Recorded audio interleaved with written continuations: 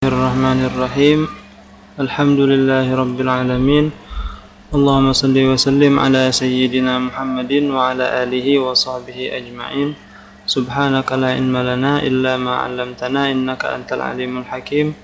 Wa la hawla wa la quwwata illa billahil aliyyil azim.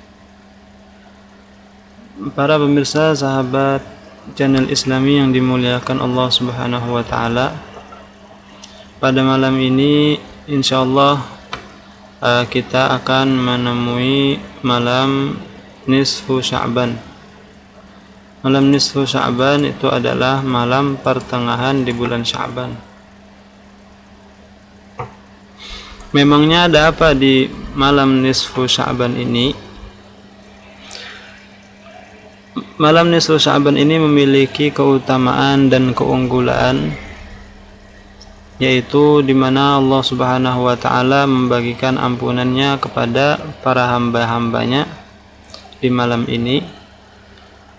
Seluruh orang muslim mendapatkan ampunan tersebut sebagaimana yang disabdakan oleh Rasulullah sallallahu alaihi wasallam, innallaha yaghfiru li jami'il muslimin fi tilkal lailati illa likahinin aw sahirin aw musyahin aw mudmini khamrin aw agin liwalidayhi. Bahwasanya Allah Subhanahu wa taala memberikan ampunan kepada seluruh orang muslim pada malam nisfu Sya'ban ini, kecuali bagi dukun, tukang sihir, musyahin, orang yang bermusuhan, orang yang memiliki rasa benci, marah, dendam di dalam hatinya kepada orang muslim saudaranya. Nah, karena masalah pribadi, maka orang tersebut tidak mendapatkan ampunan dari Allah. Au mudmini khamrin, atau orang yang mengekalkan daripada minuman keras. Begitu pula dengan yang namanya sabu-sabu, ganja dan lain sebagainya, itu pula tidak akan mendapatkan ampunan oleh Allah.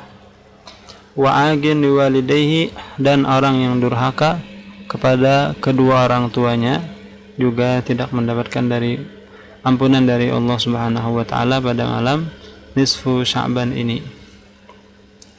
Nah, mumpung sekarang kita tahu hadis ini, siapa yang dapat, siapa yang tidak dapat, maka ini kesempatan kita bisa bertaubat saat ini juga, agar kita mendapatkan ampunan yang Allah berikan kepada seluruh orang muslim pada malam hari ini. Yang memiliki masalah bermusuhan dengan saudaranya maupun kerabatnya, maka bisa bermaaf-maafan pada hari ini juga atau pada malam ini, sehingga mudah-mudahan diharapkan tadi mendapatkan ampunan dari Allah Subhanahu wa taala.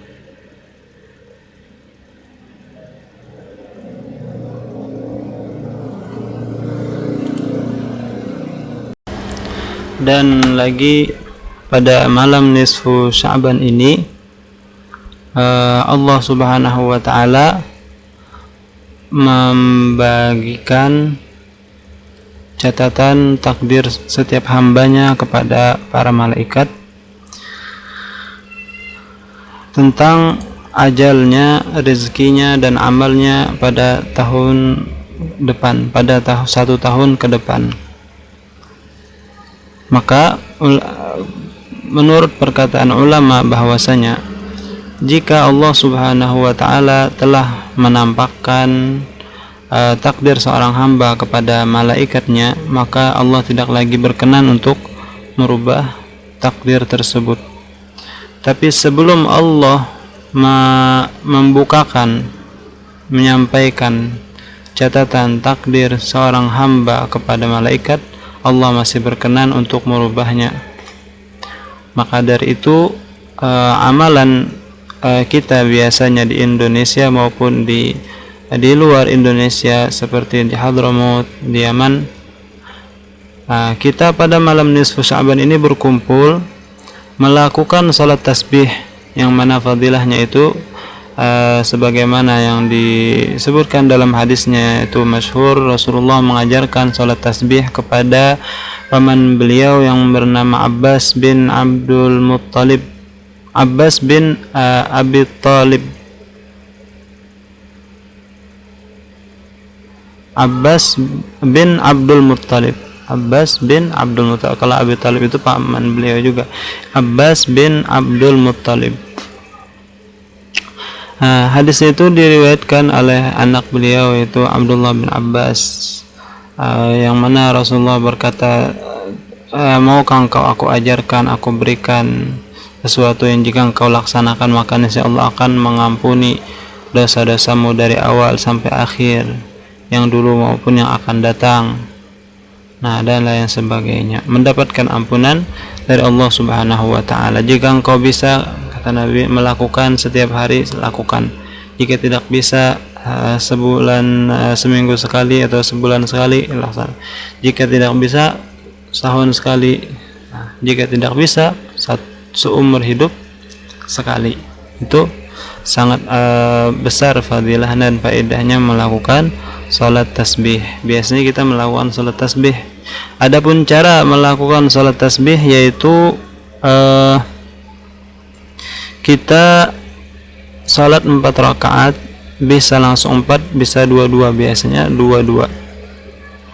Nah, lalu ini cara menurut riwayat Abdullah bin Mubarak. Jadi di sini ada 2 cara. Ada riwayat Abdullah bin Abbas dan itu yang paling afdal, dan ada juga riwayat dari Abdullah bin Mubarak.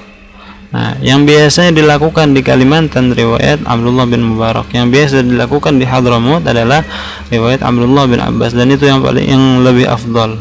Nah, saya akan menerangkan cara yang dilakukan di tempat saya, yaitu di Kalimantan, dengan riwayat Abdullah bin Mubarak.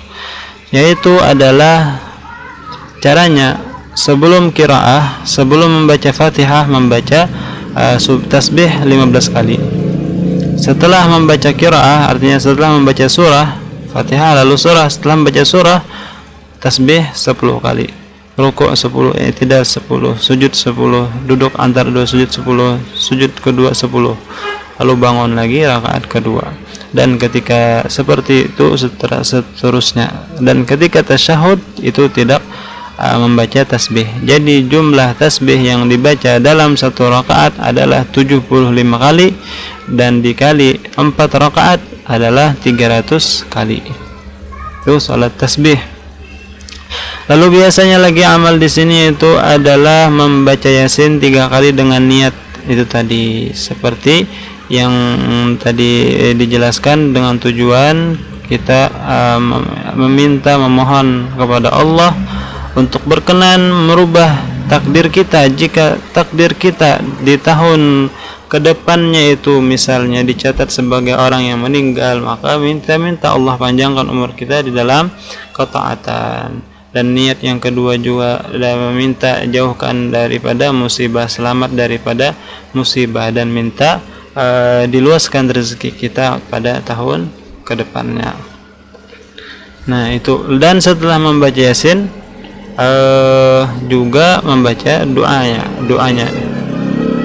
Nah, doanya itu biasanya sudah masyhur dan banyak ya di kitab-kitab, seperti kalau di sini di Kalimantan, Banjar, ada namanya kitab Al-Imdad, susunannya Guru Sakumpul, itu ada di situ. Dan di kitab lain seperti Kanzun Najah was Surur, itu yang masyhur di mana-mana itu orang baca itu, di Hadramaut maupun di Indonesia. Kanzun Najah was Surur itu menerangkan tentang amalan amaliyah pada bulan-bulan tertentu. Seperti bulan Sya'ban, situ disebutkan amaliyahnya. Bulan Rajab apa amaliyahnya. Bulan Ramadan amaliyah yang dilakukan pada bulan-bulan yang mulia. Nah, jadi tadi niat membaca Quran, membaca Yasinnya, membaca Yasin 3 kali. Yang pertama dengan niat meminta panjangkan umur serta mendapatkan taufik sehingga waktu kita diisi dengan ibadah kepada Allah. Yang kedua dengan niat minta penjagaan daripada bala maupun musibah, penyakit maupun musibah terjerumus ke dalam kemaksiatan, dan juga minta luaskan rezeki.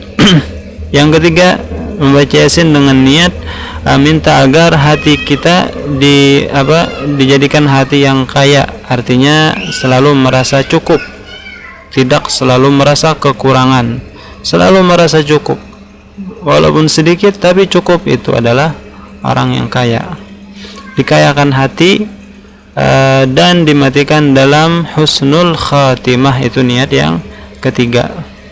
Nah, setelah itu berdoa bersama. Dan lagi disebutkan dalam kitab Kanzun Najah was Surur yang tadi saya sebutkan, bahwasanya malam nisfu Sa'ban ini amalannya juga dianjurkan memperbanyak membaca ayat Al-Qur'an, yaitu doanya Nabi Yunus, tasbihnya Nabi Yunus yang berbunyi la ilaha illa anta subhanaka inni kuntu minadh dhalimin. Itu namanya tasbih Nabi Allah Yunus, la ilaha illa anta subhanaka inni kuntu minadh dhalimin. Dibaca sejumlah bilangan huruf itu, huruf ayat tersebut, la ilaha illa anta subhanaka inni kuntu minadh dhalimin. Jumlah bilangan huruf tersebut adalah 2375. La ilaha illa anta subhanaka inni kuntu minadh dhalimin.